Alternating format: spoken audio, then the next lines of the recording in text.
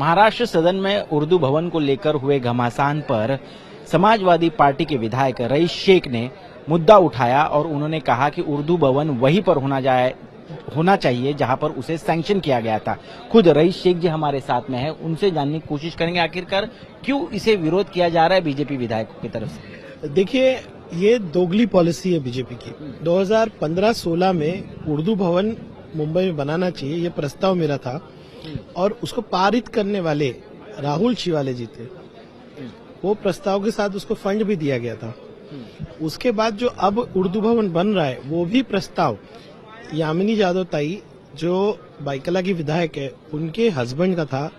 यामिनी ताई का खुद का पत्र था और ये पूरा प्रस्ताव जो है स्थायी समिति में एक मत से, जिसमें बीजेपी के भी नगर सेवक है, ये पारित किया गया था। आज यामिनी ताई किधर है? बीजेपी के साथ। राहुल शिवाले साहब कहाँ हैं? बीजेपी के साथ। अब जब मंत्री बदल गए, पक्ष बदल गए, तो इनकी ओपिनियन भी बदल गई। कैसे हम एक उर्दू भाषा के लिए लर्निंग सेंटर बन रहा है उसके काम को रोके, यही भूमिका आज सभागृह में सन्मान्य लोधा जी, नीतीश राणे जी, मिहिर कोटेचा जी ने रखा।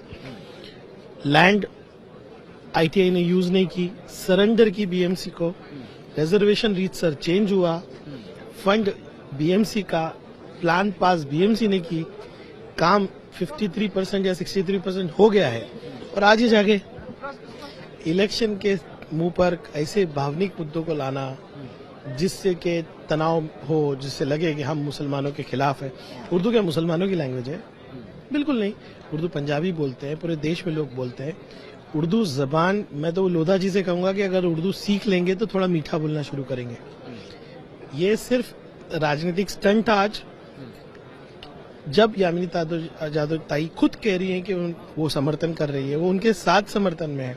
उनके हस्बैंड स्थायी समिति के चेयरमैन थे। सभी लोगों ने एक मत से पारित किया हुआ प्रस्ताव आज उसके ऊपर आफ्टर थॉट देने का काम इन्होंने किया है, जिसका हम निषेध करते हैं। और सभागृह में हमारी आवाज कितनी भी चिल्लाई जाए, पार्लियामेंट से लेकर असेंबली तक बोले नहीं दिया जाता।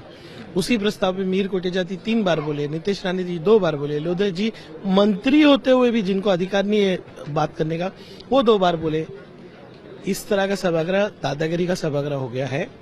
हम इसका निषेध करते हैं। उर्दू लर्निंग सेंटर ये सरकार नहीं बनाएगी तो आने वाली सरकार बनाएगी, लेकिन बनेगा जरूर। लेकिन उनका ये कहना है कि उसी क्षेत्र में 12 बीएमसी स्कूल है जहां पर उर्दू पढ़ाई भी जाती है और जिसकी पट संख्या, मतलब जहां पर वो स्टूडेंट्स की जो संख्या है वो काफी कम नजर आ रही है। फिर इसकी जरूरत क्यों है, वो सवाल पूछ रहे हैं। तो आप मुंबई में क्यों मराठी भवन बना रहे हैं? क्योंकि मराठी की जो है पट संख्या पूरी बीएमसी में कम हो रही है? नहीं।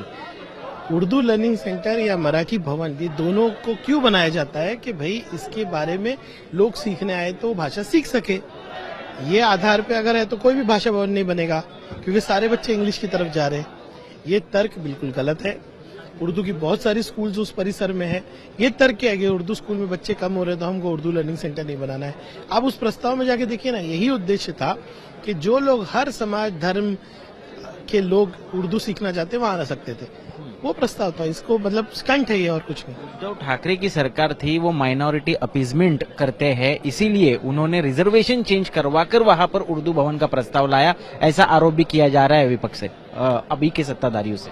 जब प्रधानमंत्री पसमानदा मुस्लिम की बात करे वो अपीजमेंट नहीं है।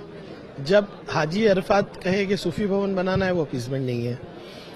आपने किया सो सही, हमने किया सो गलत, ये इसी को तो डिक्टेटर कहते हैं। तो ऐसे कई काम जो है बीजेपी करती है तो सही हो जाता है सब कुछ। बिल्कुल नहीं, अपीजमेंट का कोई बात नहीं। मराठी भवन भी बन रहा है, उर्दू भवन भी बन रहा है, आप सिंधी भवन भी बनाइए, हर भाषा को प्रोत्साहन दीजिए। हमारा